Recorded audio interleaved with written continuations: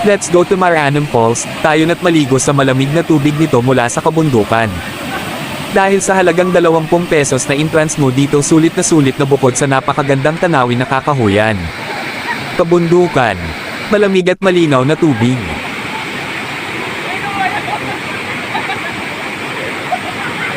Ang Marianum Falls ay matatagpuan sa Natividad, Pangasinan.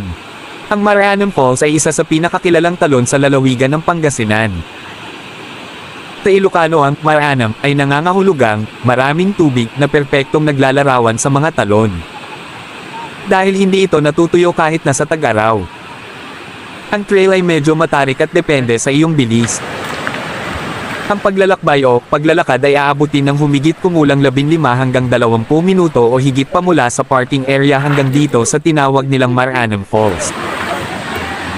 May mga handrail at mga hakbang sa kaligtasan na naka-install sa kahabaan ng trail upang matulungan ang mga bisita sa kanilang pakikipagsapalaran.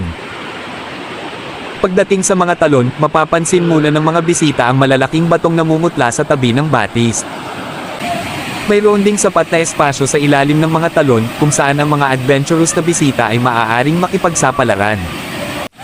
At panoorin ang kaakit-akit na tanawin ng kalikasan sa harap nila.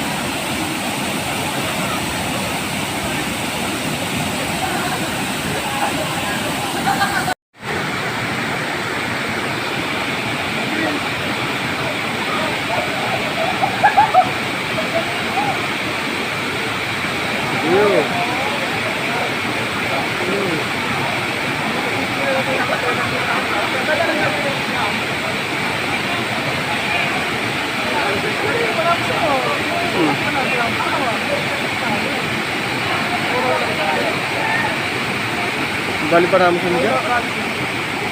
Mangkong mo ha, kung pagwawawang. Panglas, kapag